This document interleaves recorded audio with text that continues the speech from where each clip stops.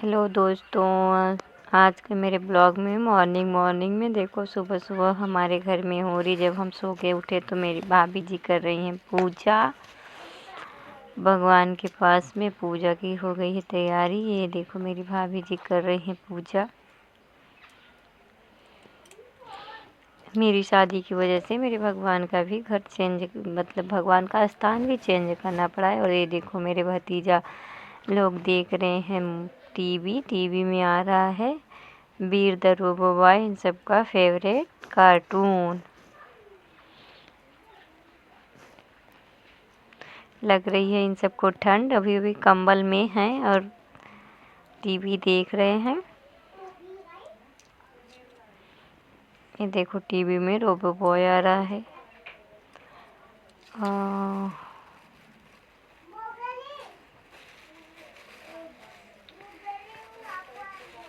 ये लोग robo boy देख रहे हैं। इधर देखो, ये है मेरी लाडली भतीजी। और मेरी भतीजी तो पढ़ाई करने में इतना वो है कि उसे ना खाना चाहिए ना पानी चाहिए, सिर्फ उसे पढ़ना है तो पढ़ना है, चाहे वह सुबह हो या शाम हो या दोपहर हो या आधी रात हो, पढ़ने के लिए बैठी हुई है। हम इसे उठाए हैं तो ये उठ के अब थोड़ा सा बाहर जा रही है। और अब मैं आ रही हूँ अपने छत पे। सूर्य देवता निकल चुके हैं, सूरज भगवान जो हैं वो निकल चुके हैं। आप सबको मैं दिखाती हूँ। ये देखिए भगवान जी निकल गए हैं। भगवान जी का करिए दर्शन। सुबह सुबह भगवान जी निकल चुके हैं, क्योंकि हम गांव से हैं, गांव से, और हमारे घर के पीछे किसी का घर नहीं है, इसकी वजह से ऐसा होता है। ये देखिए भगवान एकदम से दिखाई दे रहे हैं, एकदम उगते हुए सूरज जी हैं।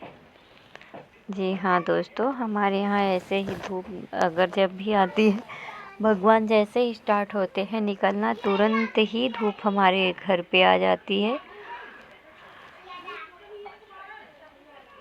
ये देखिए, और ये रहा मेरे घर पे फूलों का पेड़। कनेल का फूल है, जो रेड वाला लाल वाला कनेल जिसे बोलते हैं, वो वाला फूल है, जिसे तोड़ा गया है, फूल को उतार लिया गया है पेड़ पर से।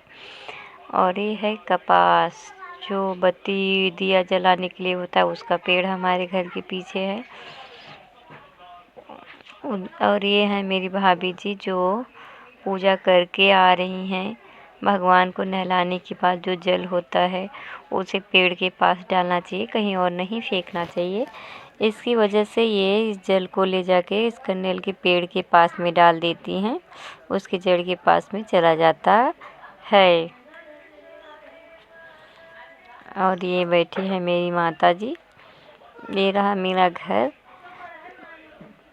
ये वहाँ पे होती है गोबर की पथाई।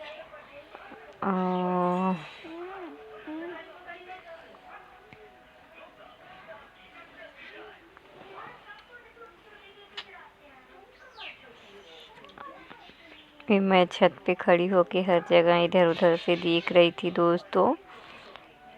वहाँ पे मेरे घर पे गोबर की पथाई होती है। अब मैं जा रही हूँ छत से नीचे।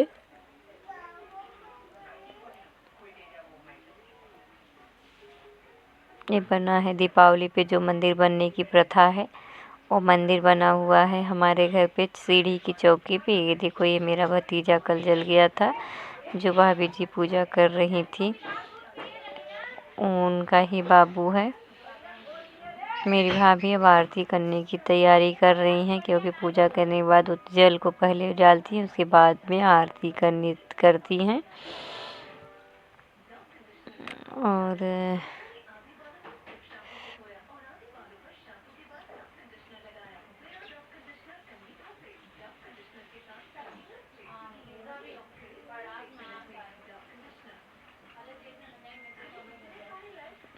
इस तरीके से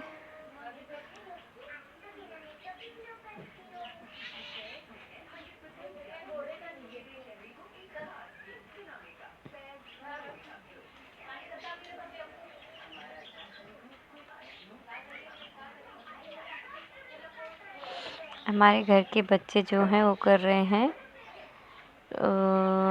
हमारे यहाँ कितने लोगों के यहाँ पे जो बच्चे होते हैं सुबह सुबह चाय के साथ में लाई खाते हैं। लाई मतलब होता है मुरमुरा, जो धान के जो चावल से बनता है। और फिर मेरी भाभी जी पहुंच गई हैं खाने के पास में।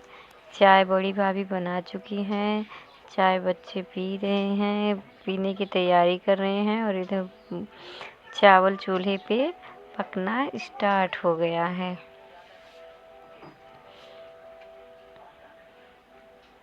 वहाँ भाभी चाय बना रही हैं, यहाँ पे छोटी भाभी खाना बना रही है। कल बाबू जल गया था, इसी वजह से चाय को जो है वो थाली में ठंडा करके बच्चों को चाय दिया जाएगा। क्योंकि चाय इतनी जैसे गर्म ना हो, इतनी नॉर्मल गर्म होनी चाहिए कि उससे बच्चे ना जले। जैसे उनके लोगों के हाथ पे गिरे तो बच्चों का हाथ नहीं जलना चाहिए। इसलिए चाय को एकदम नॉर्मली रखा गया है। दोस्तों देखिए, भाभी जी चाय को ठंडा कर रही हैं और अभी ठंडा होने के बाद में ये भाभी इधर खाना बना रही हैं। और अब चाय को देवांश को, पीहू को, इन सबको दिया जाएगा खाने के लिए। चाय और लाई ये लोग करेंगे नाश्ता। देखो बच्चे ब्रश नहीं करते हैं, सो के उठे, ना मुंह धुलना है ना कुछ करना है, बस ऐसे ही स्टार्ट हो गए चाय और लाई खाना। दिमाग से बोला गया ब्रश कर लो, तो बोला आप लोग तो रोज़ नहाते नहीं हो, तो इसलिए मैं रोज़ ब्रश क्यों करूं। पर मेरी भतीजी जो है वो ब्रश वगैरह सब कुछ करके एकदम फ्रेश हो के वो नाश्ता करती है। लेकिन ये लोग, ये तो छोटा सा बाबू है, ये तो नहीं। वो देखो अपने हिस्से के जितना उसे चाहिए था लाई उतना ले लिया है, बाकी दे दिया। और ये देखो हो रही है फिर दोपहर में मेरे घर पे हो रही है पैकिंग।